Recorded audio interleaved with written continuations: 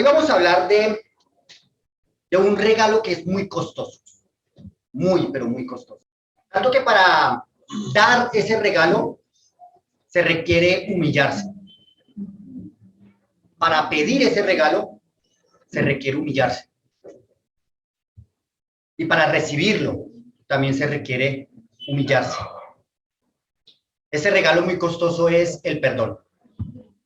El perdón, un regalo muy costoso, muy, muy costoso. Vamos a mirar primero su término en la gramática. ¿Qué dice o qué nos dice el diccionario etimológico acerca de la palabra perdón? Dice de la siguiente manera: el término perdón deriva del verbo perdonar y este proviene del latín formado por el prefijo per, cuyo significado es acción completa y total, y el verbo donas, dona, donaré, dar, regalar, ofrecer, conceder, obsequiar. Inicialmente este verbo señalaba el regalo que le hacía de manera definitiva el acreedor al deudor con respecto a lo que le debía. Puede considerarse entonces como su concepto original la acción de regalar el inducto o transmutar una pena o agravio. Y mirando algo muy pequeñito, como lo define en el griego, donar tiene la idea de soltar, de dejar ir. Y es muy interesante, ¿no? Porque muchas veces utilizamos la palabra perdonar para muchas cosas, pero a veces no entendemos la profundidad de lo que implica el perdón. Entonces, hoy vamos a simplemente rascar la superficie de lo que significa el perdón. La escritura está llena de este tema y no alcanzaríamos definitivamente a mirar todo lo que implica perdón. Entonces, hasta lo que Dios nos permita hoy entender y percibir y poner en práctica también en nuestras vidas, que la gloria sea para nuestro Dios. Bueno, muy bien, queridísimos hermanos, ya mirando un poquitico el término, ¿cierto? Lo que significa perdonar. Y pues arrancamos diciendo que en la gramática española o en el diccionario etimológico se nos dice que esta palabra viene compuesta por dos palabras, ¿cierto? La primera es el prefijo con su raíz. Entonces el prefijo es per y ese prefijo indica totalidad. Y donar, pues la misma palabra la utilizamos, ¿no? Donar, regalar. Y es la manera como se entiende entonces el perdón o el perdonar. Y entonces esto nos lleva a Colosenses capítulo 3, como les decía, hay muchos pasajes, muchos, que nos van a hablar acerca del perdón. Pero miremos entonces lo que dice Pablo a los Colosenses en el capítulo 3, versículo 13. Dice así la palabra de Dios: soportándoos unos a otros y perdonándoos unos a otros, si alguno tuviera queja contra otro, de la manera que Cristo os perdonó, así también hacedlo vosotros. Interesante este pasaje, ¿no? Arranca con unas palabras que debemos tener muy en cuenta nosotros como creyentes, porque Pablo le está escribiendo a creyentes.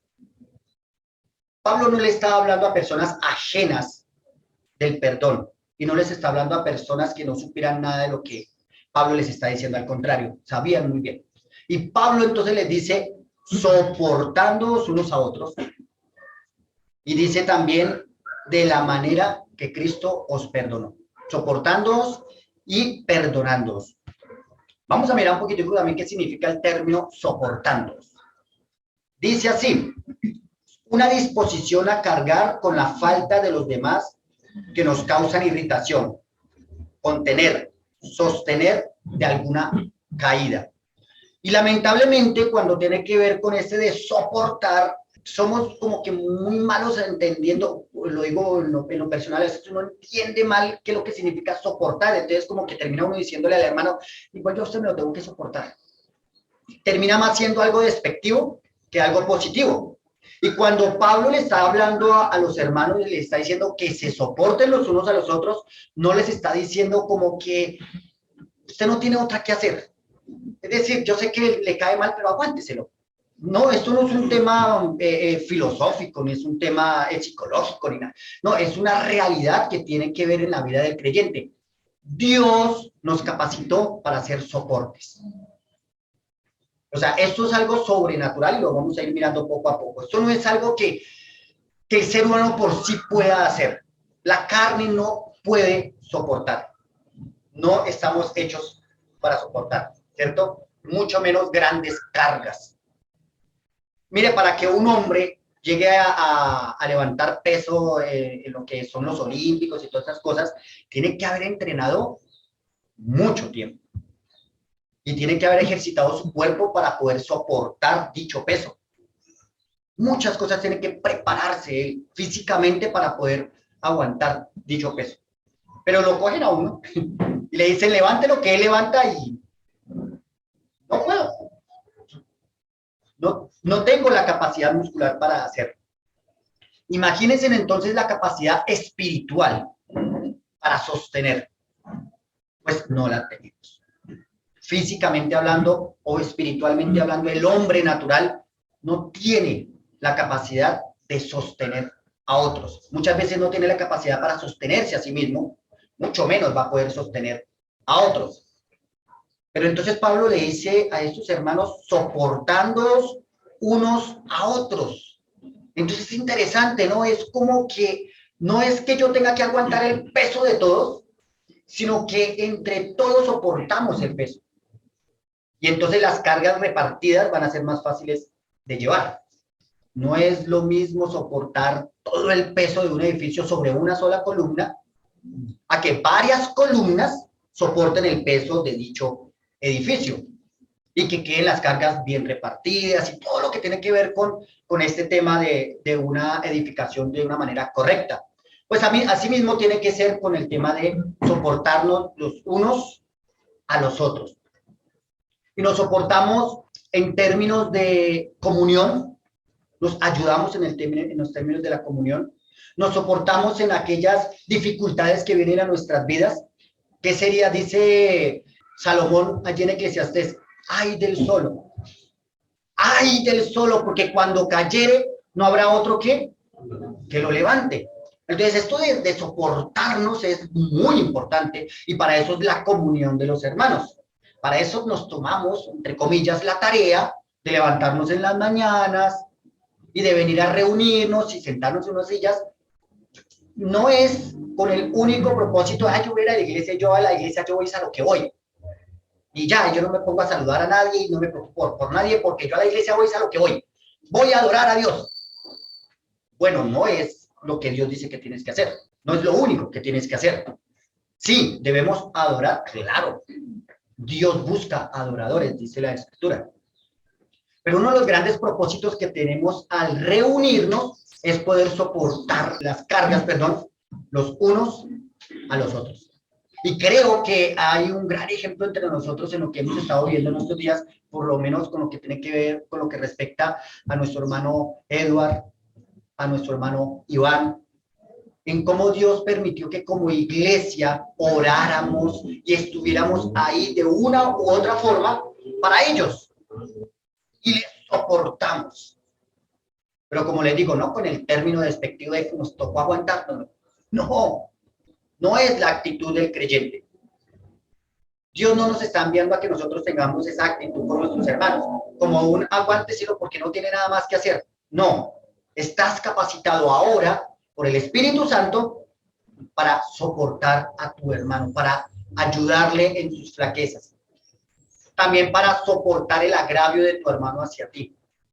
Pero no solamente dice que nos soportemos, también dice perdonándoos unos a otros.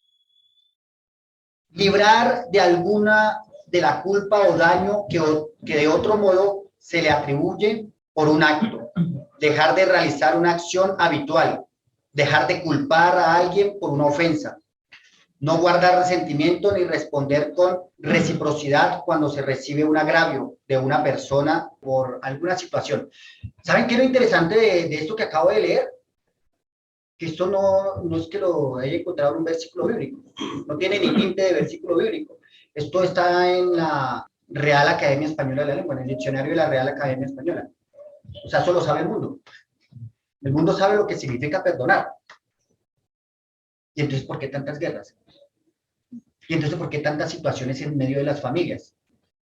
¿Por qué entonces suceden situaciones tan adversas cuando el hombre define muy bien o tiene muy bien definidos los términos? Saben lo que significan las cosas. Entonces, el problema no es la definición. El problema es el corazón, el que no quiero hacerlo. Sí, yo sé, pero no quiero. Sí, yo sé, pero no me interesa. Y ya sabemos lo que la Escritura dice acerca de los que están afuera, los que no han conocido la verdad. Dios ya estableció algo, estableció un juicio para el hombre. No es que Dios se ha quedado callado ante las guerras o ante las situaciones que está viviendo el mundo. No, Dios ya emitió un juicio. El problema es cuando esa definición, que la conocemos también en medio de la congregación, también la tengamos aparte. También no nos interese realizar lo que significa perdonándonos unos a otros. Que eso pase en la congregación o que eso le pase a un creyente, sí es grave. Y vamos a mirar por qué sí es grave. Hay algo que es muy importante entender, queridísimos hermanos.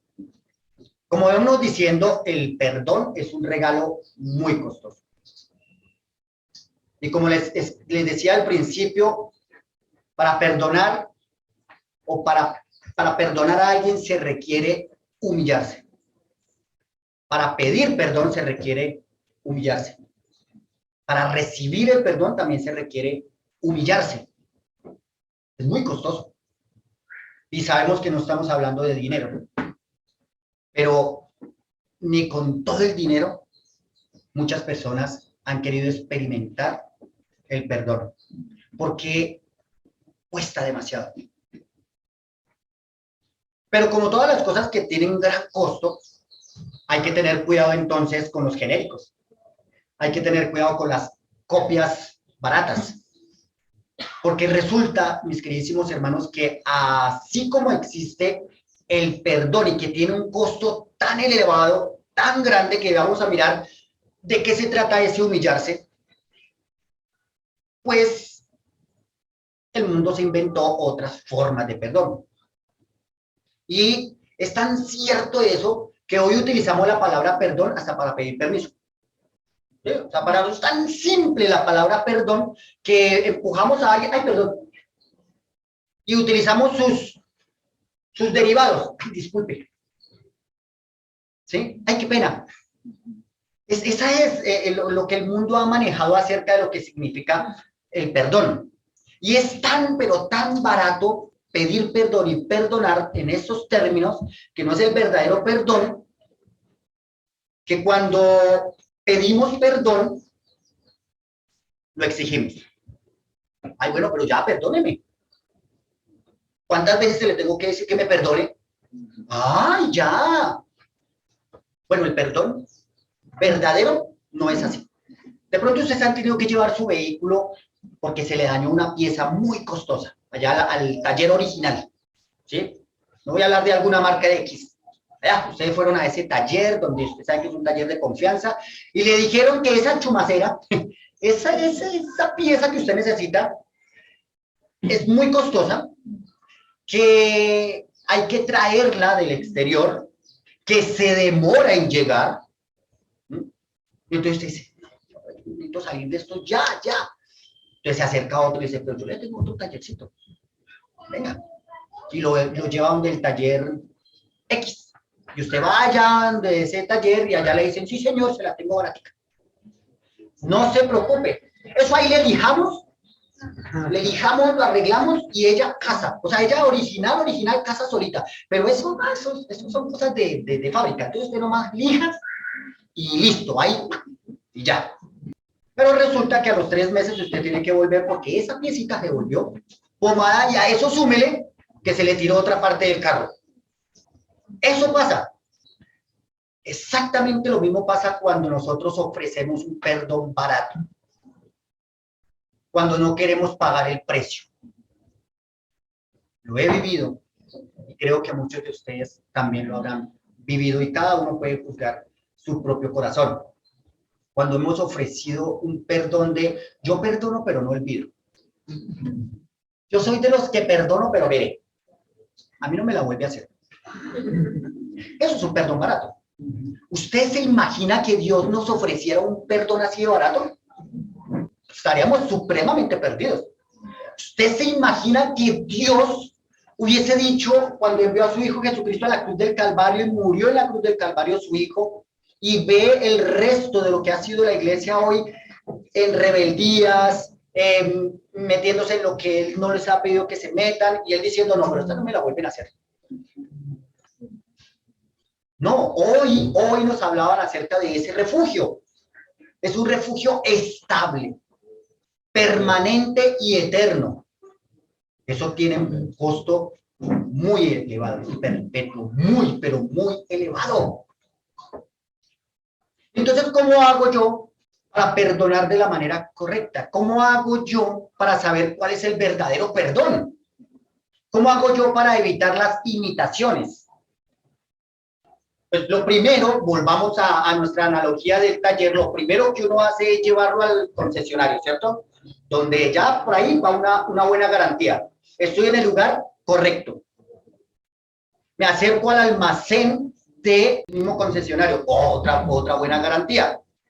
Y cuando me entregan dicho equipo, ese equipo viene protegido, viene sellado, viene con unas características especiales que me garantizan que esa pieza es la original de mi vehículo. Bueno, el versículo que estamos analizando nos dice cómo vamos a encontrar las garantías de dicho perdón. Volvamos a leer entonces el pasaje. Soportándoos unos a otros y perdonándoos unos a otros. Si alguno tuviera queja contra otro, si lo dejáramos hasta ahí, tendríamos que leerlo hasta de otra manera, ¿cierto? Si alguno tuviera queja de otro, entonces si alguno tiene queja contra otro, perdónelo. Si alguno tiene queja contra otro, sopórtelo. Pero el pasaje va más allá. El pasaje nos da el sello de garantía. El pasaje nos dice de la manera que Cristo os perdonó, así también hacedlo vosotros. Vaya al almacén que es. Compre la pieza que es. No compre baratijas. Difícil. Porque se nos está diciendo que de la misma manera que Cristo nos perdonó, tenemos que perdonar nosotros. Créame que nos la pusieron difícil. Mire, a nosotros nos enseñaron desde pequeños, cuidado, esto es un veneno. A nosotros nos han llevado siempre de una u otra manera con el tema de lo que es el conductismo, ¿cierto? A hacer, hagan. Nos ha pasado, como padres nos ha pasado. Nuestro niño pequeñito golpea a la niña, ¿cierto? Por estar jugando y la empujó y la hizo caer. Lo primero que hacemos como buenos padres, ¿cierto? Es decirle al niño, vaya y pídale perdón. Y el niño está, pídale perdón. Y el niño va así, dele la mano y pídale perdón. Perdón. Y el niño, pero pidió perdón. Lo importante, pidió perdón. Pues desde pequeñito ya comenzamos a enseñarle a nuestro hijo que el perdón es barato. Que no hay ningún costo. Que lo único que tiene que salir de su boca es la palabra mágica, perdón. Y el niño, ya. Y entonces la niña, adolorida, ¿cierto? Ay, ya le pidieron perdón, mamita, ya, venga, ya le pido perdón. Esto que comienzan a hacer de nuestro corazón es un veneno, porque así nos acostumbramos hasta grandes. Y no solamente pasa que esto se lo ofrecemos a otros y envenenamos la vida de los demás innecesariamente, porque ofrecemos un perdón demasiado barato. Por eso la resolución que encontramos en este pasaje es de la manera, de la forma, del modo, como Cristo lo hizo. Entonces, tenemos que preguntarnos, antes de mirar cómo fue que Cristo lo hizo, tenemos que encontrar que las consecuencias de no perdonar correctamente son muy graves, gravísimas, ¿cierto? Lo hemos experimentado. Cuando nosotros no perdonamos, traemos a nuestra vida amargura y crece en nosotros una raíz de resentimiento impresionante y comienza a invadir todo nuestro ser. Porque tan cierto es que cuando alguien hizo algo que está mal hacia nuestra persona, nos amargamos de tal forma que comenzamos a decirnos a nosotros mismos, pero yo no me lo merecía. Yo me porté demasiado bien. Y comenzamos a llenar nuestra cabeza de argumentos, ¿cierto? Que son válidos, que muchas veces son ciertos. O sea, sí, yo no me porté mal y aún así se portó. Mire, entre más uno se porta bien con las personas, peor le va. Y comienzan todas esas series de cosas y llegan a la cabeza y eso se comienza a formar allá en la cabeza una raíz, y comienza a arraigarse hacia el corazón. Si ustedes han visto una raíz, han tenido la oportunidad de arrancar un árbol, una mata, con las manos y sacarlo, cómo arranca esa raíz, cómo se ha crecido. Es impresionante la extensión que tiene. Y entonces, ¿qué pasa cuando nosotros estamos amargados y nosotros tenemos problemas de perdonar a una persona? Pongámoslo en términos así, a un familiar. Le garantizo una cosa. Si el caso fue que el hijo no perdonó al primo, entonces el tío, el abuelito, la abuelita, la mamá, el nieto, el que viene, todos se van a enterar de lo que el primo le hizo al hijo. Todos. Porque eso es la raíz. La raíz, el caso es que comienza a regarse de tal forma que contamina a otros. Cuando nosotros no perdonamos, el problema no es solo para uno. El problema es que se extiende a otros. He sabido de generaciones que están peleando hoy por lo que le hizo el abuelito a la mamá. El niño no había nacido. No se enteró de lo que pasó. No existía. Y sin embargo, tiene rencor contra esa persona porque se lo contaron. Porque le dijeron, no, es que imagínese, trae enojo, trae ira, contamina nuestra vida. Alguien explicaba lo siguiente: el no perdonar a una persona es como tomar este veneno, tomárselo uno, otra copadita, no, es que yo no me merezco lo que me hizo. No, es que yo me porté tan bien y sigo envenenándome a mí mismo, pretendiendo que el que se muera sea el otro. Así es de ilógico el tema de no perdonar. Me enveneno a mí esperando que el otro sea el que sufra. Y no, el problema es para mí mismo. El problema lo estoy acarreando yo. Y no contento con ello, comienzo a atacar copaditas y se los ofrezco entonces a mis amigos. Y le digo a mi amigo, no, es que fue que me hizo. Y entonces también se lo voy a decir a Pepito, me hizo. Y entonces contamino también a otros. Pero lo más grave de no perdonar, hablando del creyente, es que estamos en desobediencia directa contra Dios. Porque dice, de la manera que Cristo os perdonó, perdonad también vosotros. O sea, es una orden. Dios me está diciendo a mí que tengo que perdonar. ¿Por qué Dios me manda a hacer algo a mí? Porque no está en mi corazón hacerlo. O sea, Dios no me va a mandar algo a mí que por naturaleza yo hago. O sea, Dios no dice, levántese por la mañana y lo primero que tiene que hacer es respirar. Eso es natural, yo respiro. De hecho, Dios ni siquiera me tiene que decir que en las mañanas tengo que ir a buscar a ver qué voy a comer. El hambre me hace comer. Eso es natural. Pero Dios normalmente sí nos pide cosas que normalmente no estamos inclinados a hacer. Como por ejemplo, Dios que le dice al varón, maridos, amad a vuestras mujeres. O sea, no es que salga de nosotros así como tan fácil. Nosotros somos bien enamoradizos, sí, O sea, eso sí, ay, tan linda que es mi esposa, claro, eso sí, pero amarla es una orden, amarla, ¿sí? Y Dios le dice entonces a la mujer que la mujer respete al marido.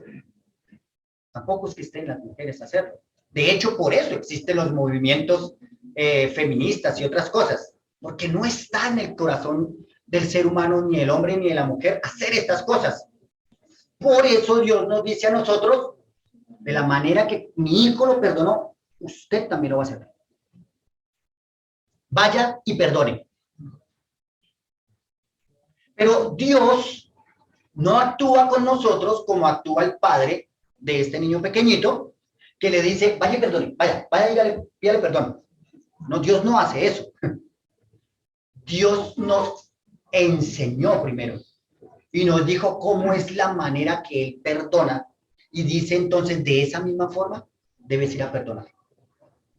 Ahí sí, entonces podemos entrar en materia y decir, ¿y cómo fue que Cristo me perdonó? Venga, ¿cómo te perdonó Cristo? ¿Qué hizo Cristo para perdonarte, iglesia? ¿Murió? ¿Qué más hizo? Para llegar a la cruz, ¿qué tuvo que hacer?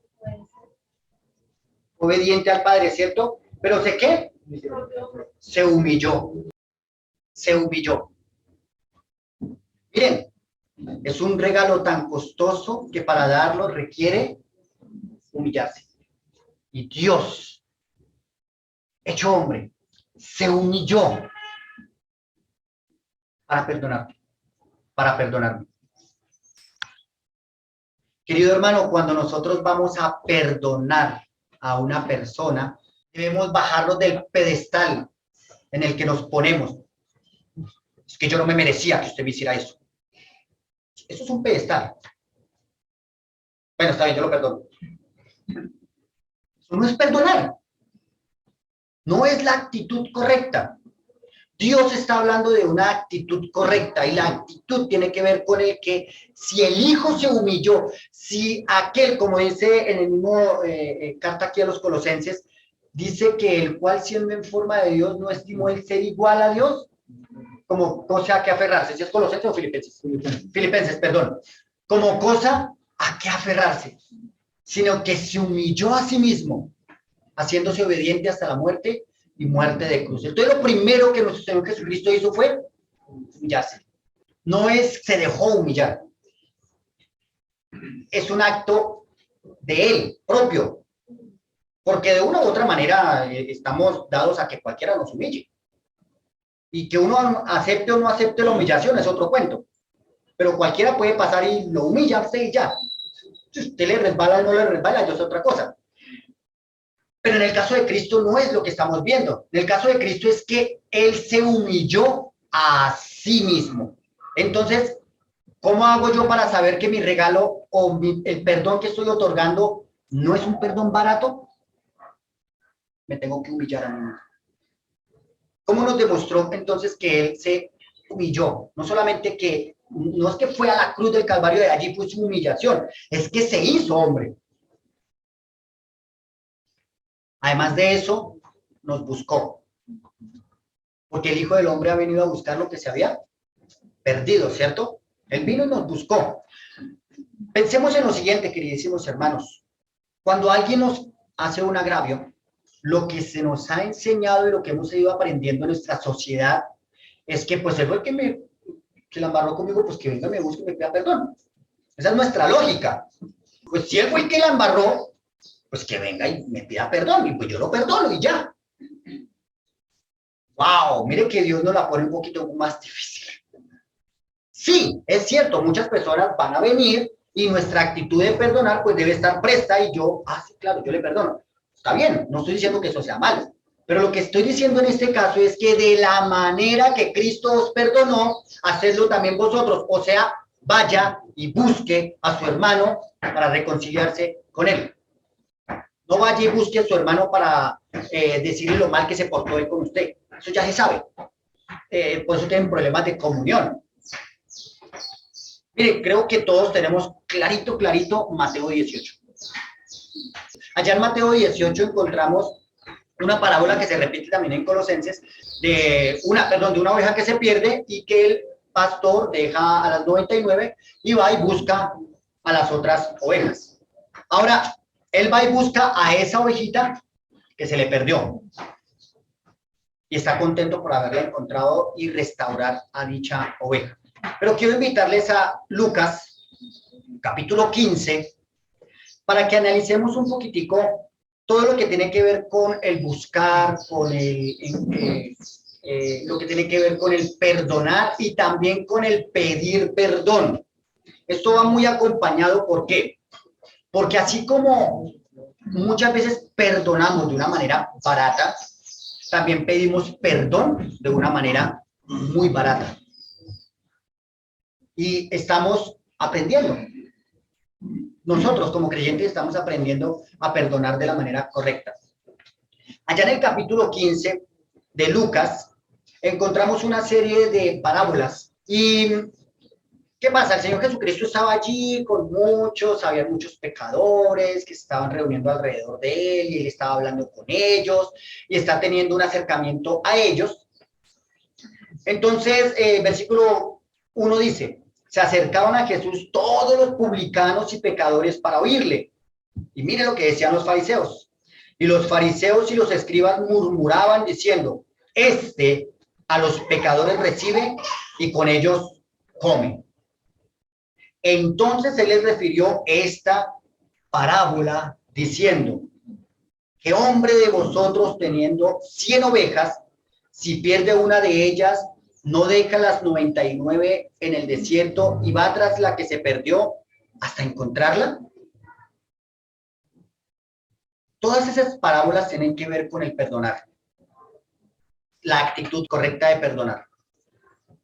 Aquí Cristo no está hablando de ovejas, ya sabemos que es una parábola y nosotros no nos podemos centrar en la historia de la parábola como tal, pensando en ovejitas y pensando en esas 99 ovejitas allá en el redil y esa otra ovejita perdida.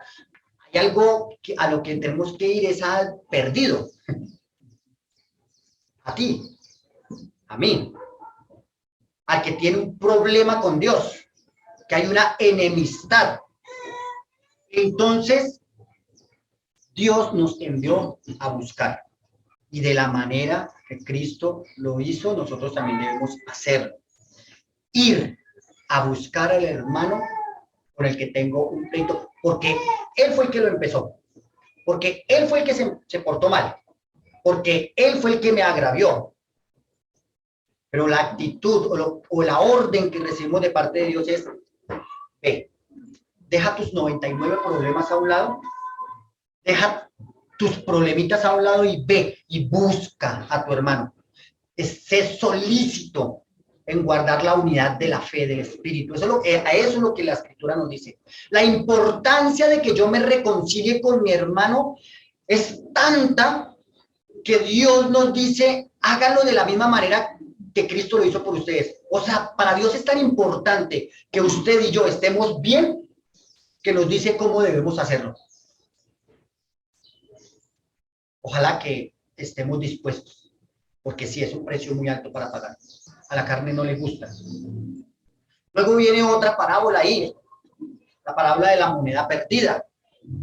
Y casi todas estas parábolas hablan de aquello que se perdió y que fue ¿qué? Recuperado.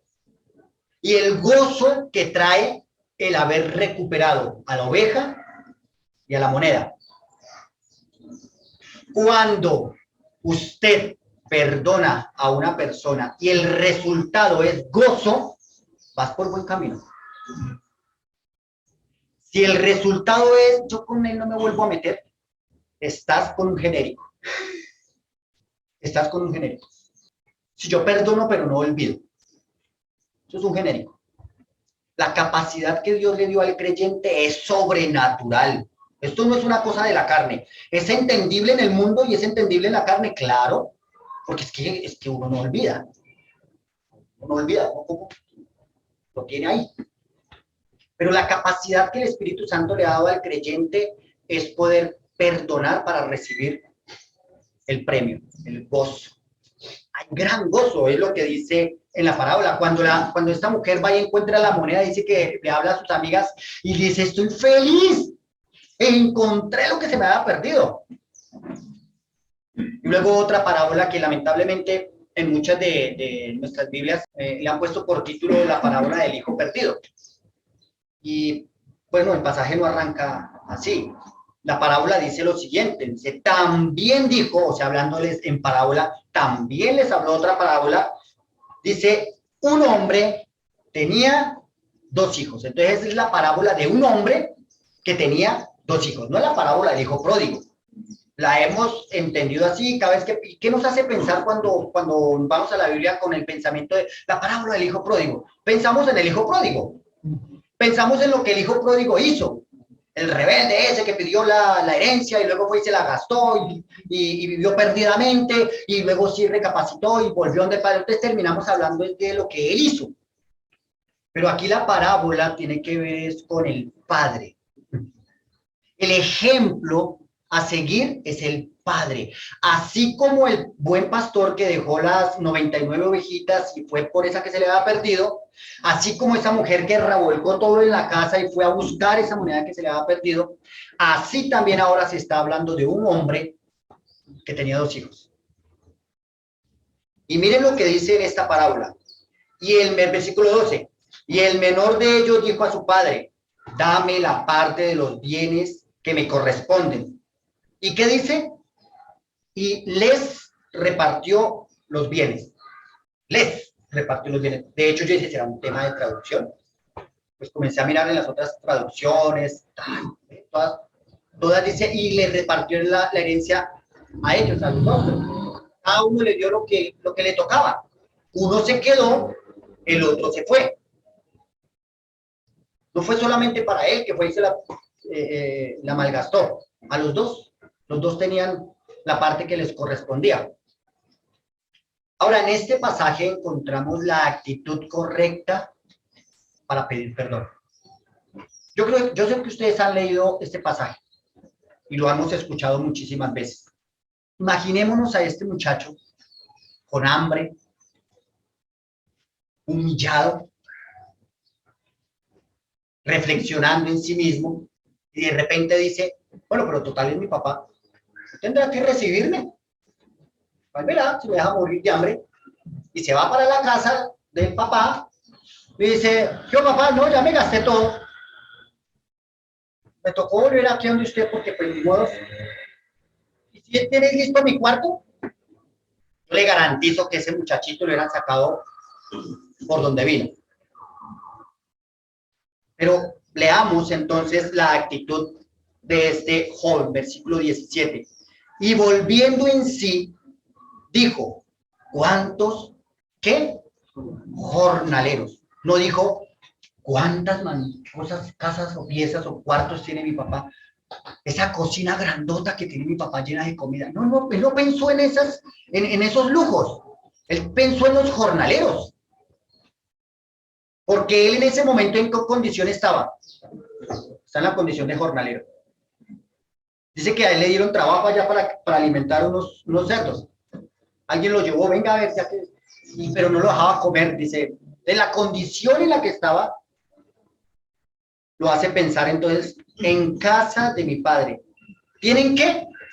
Abundancia de pan. Está pensando en el pan que comen los jornaleros, no en las delicias que están en la mesa del padre.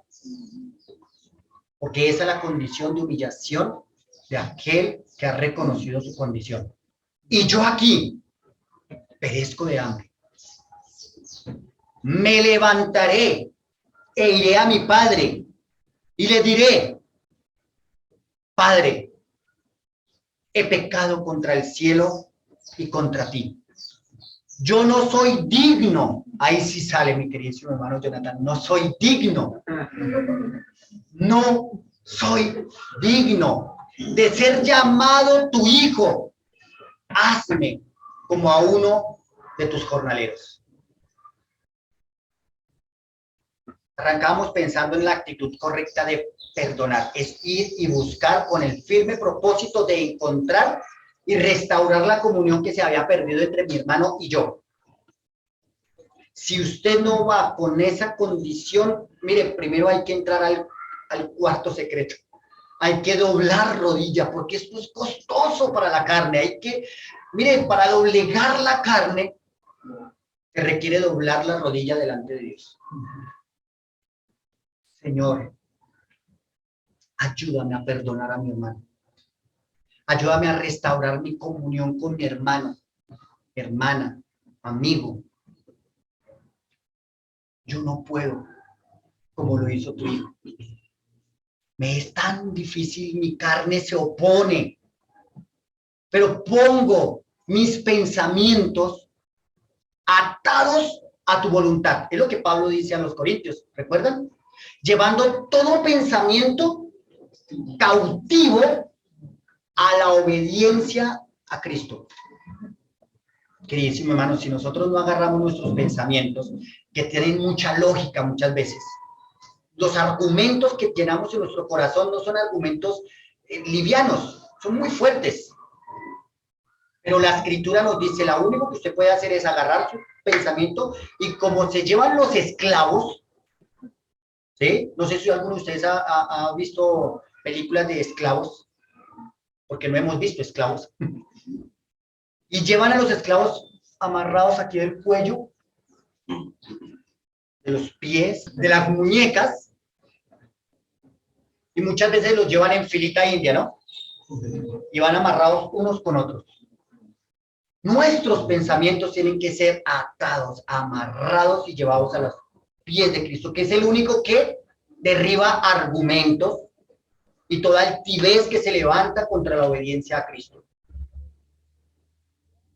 Yo le garantizo que si usted va y lleva sus pensamientos a su amiguis le va a dar más razones para odiar al que le hizo algo. No cometa ese error. No sea insensato, sino presto para oír la palabra de Dios. Nosotros cuando vamos y le llevamos nuestras quejas a otros con el firme propósito de que nos den la razón, el problema es que estamos envenenando a esa persona también. Muérdase la lengua y vaya a Cristo. Él sí le va a dar la verdadera solución. Él. En mi familia, por generaciones, lo puedo decir así, han arrastrado con un dolor de lo que pasó en años, cuando no existía ninguno de mis sobrinos, hermanos, y hoy sé que están amargados y ha habido una ruptura y un dolor en sus vidas, porque un día alguien dijo, es que vea lo que me hizo. Tú tienes toda la razón en odiarlo. Yo me uno contigo a odiarlo. Pues no me hizo nada a mí, pero también lo odio.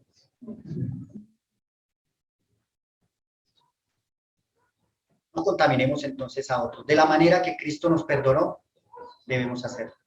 Y entonces, ¿qué continúa diciendo lo que pasó allí? Versículo 20. Y levantándose vino a su padre. Y cuando aún estaba lejos, lo vio su padre. Y fue movido ¿a qué? A misericordia. El perdón no es una obligación. No es que el papá estaba obligado a perdonarlo. No, fue movido ¿a qué? A misericordia. Dios nos ha dado también de su misericordia para nuestras vidas. Es que es lo que hay ahora en nuestras vidas. Podemos tener misericordia. Esto no se trata de que estoy obligado a perdonar. Bueno, sí lo perdono. No, es que Dios puede mover nuestras entrañas y somos movidos a misericordia y perdonamos de la manera correcta. ¿Cómo sé que sigo por ese buen camino? Trabajando con mi queridísimo hermano Iván. Un día me mandó, todo bonito. Él tenía que estar en Bogotá y yo me mandó para Manizales a hacer un trabajo. Y yo, sí señor, hágale, yo puedo, no hay problema. Me fui y resulta que en esos asaderos de allá de los centros comerciales tienen unas planchas para asar las hamburguesas y la carne pesadísimas. Y yo llegué, le pedí el favor a alguien, me las ayudó a subir otra vez allá, después ya había terminado todo mi trabajo. Y yo llegué y miré, ay, me quedó un poquito desviada. La empujé y todo el peso me cayó sobre el dedo. Todo. El dedo me quedó rasgado prácticamente hasta el hueso. Me quedó colgando. Qué dolor. Pero les garantizo una cosa, no me duele. Me acuerdo, pero no me duele. Para nada. Sé que curó bien porque no me duele. Sé que no tengo problemas internos porque no me duele. No está hinchado. No perdió movilidad. Pero sí tengo una cicatriz. Me tomaron como 12 puntos o algo así. Me cosieron ahí. Primero para lavarme. Ay, qué dolor. Eso pareciera que estuvieran lavando un trapo viejo. Y hacían así, me restregaban y me sacaban cosas y yo, como no es usted el que le está doliendo. No pasa lo mismo cuando tenemos que perdonar a otros, como no es usted el que se la hicieron. Porque eso duele. Perdonar duele. Por el agravio que me causaron, duele. Pero Dios tiene la medicina. De la manera que Cristo os perdonó, hacedlo también vosotros. Y Él va a curar. Y Él va a cerrar la herida. Y Él va a restaurar. Él lo va a hacer. Estoy seguro. Que Dios quiere que tu vida sea restaurada en comunión con tu hermano. Dice entonces, versículo 20. Y levantándose vino a su padre, y cuando aún estaba lejos, lo vio su padre, y fue movido a misericordia, y corrió, y se echó sobre su cuello, le besó. Él le había gastado todos sus bienes, eran de él, eran del papá. Se los había gastado, viviendo perdidamente. Pero este padre fue, lo abrazó y lo besó. ¿Ustedes se imaginan a lo que olía ese muchacho? ¿Ustedes se imaginan la apariencia que tenía ese muchacho? Que cuando él lo dejó ir de su casa con sus bienes, iba como un príncipe. Tenía mucha plata. Y fue a vivir a una provincia lejana, de donde nadie me esté diciendo lo que yo tenga que hacer. Pero regresó sin nada y oliendo a feo. Y su padre lo abrazó y lo besó. Así tenemos que perdonar. Y Dios va a restaurar. Ya no te va a doler. Si te sigue doliendo, ve a tu cuarto secreto. Arrodíllate delante de Dios y dile, Señor, ayúdame a perdonar como tu hijo perdonó. Sana mi corazón. No quiero seguir envenenándome, pretendiendo que el otro sea el que sufra. No quiero seguir envenenando a otros. Quiero restaurar mi comunión con mi hermano. Y el hijo le dijo, Padre, he pecado contra el cielo y contra ti. Ya no soy digno de ser llamado tu hijo. Pero recuerden que este hijo no estaba solo y que la parábola no trata del hijo pródigo únicamente. Que la parábola trata del padre o del hombre que tenía 2 hijos. ¿Y qué pasó con el otro entonces? Que se quedó también allá en la casa con la herencia. Y su hijo mayor estaba en el campo, y cuando vino y llegó cerca de la casa, oyó la música y las danzas, y llamando a uno de los criados, le preguntó, ¿qué era aquello? Él le dijo, tu hermano ha venido, y tu padre ha hecho matar el becerro gordo, por haberle recibido bueno y sano. Entonces, ¿qué? Se enojó. ¿Usted lo perdonó? ¿En serio? Le garantizo que va a encontrar personas que se van a acercar a usted y le van a decir, me parece el colmo que haya perdonado. O sea, ¿qué le pasa? Y van a ser los cercanos, porque fue el hermano de ese muchacho, el que se enojó porque el papá lo había perdonado. Y no quería entrar. ¿Qué actitud, no? Salió, por tanto, ¿quién? Su padre, y le rogaba que entrara. A otro que también tenía que recuperar era el que estaba allí. Dios dice que Dios recupera a los que están lejos y a los que están cerca. Esa es la actitud del perdón. A aquel y a aquel, a los dos. Ni el uno merecía más que el otro. Pero le decía, entra, hijo, entra. Y le decía, mas él respondiendo dijo al padre, he aquí tantos años he servido, no habiéndote desobedecido jamás. Y nunca me has dado, ¿qué? Ni un cabrito para gozarme con mis amigos, pobrecitos. El que no tenía nada. Pero cuando vino tu hijo, que ha consumido tus bienes con rameras, has hecho matar para él el becerro gordo. Versículo 31. Él entonces le dijo, o sea, aquel hombre, hijo, tú siempre has estado conmigo y todas mis cosas son tuyas. Mas era necesario hacer fiesta y regocijarnos, porque tu hermano era muerto y ha revivido. Se había perdido y es hallado. Uno de los grandes problemas que tenemos por ejemplo, en la iglesia, no nos salimos de la iglesia y estamos en la iglesia, estamos trabajando con la iglesia, cuando de repente alguno salió bravo con nosotros o pasó algo y no volvió, y después lo volvemos a ver. Ahora no es que salga, ¿con quién irá a salir? Y ese milagro que volvió. No hay esa actitud de recibirle con gozo, sino como que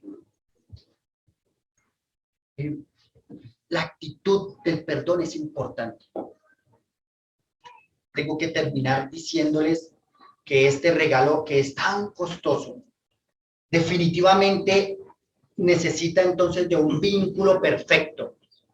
Y ese vínculo perfecto es el amor. Ustedes pues, pueden continuar y ojalá leyéramos toda la carta de Pablo a los Colosenses y ese capítulo 3, que es tan especial acerca de eso, de lo que implica la comunión unos con otros, porque él viene diciendo entonces que nos soportemos unos a otros, que nos perdonemos unos a otros de la manera que Cristo nos perdonó, hacedlo también vosotros, en el vínculo perfecto del amor.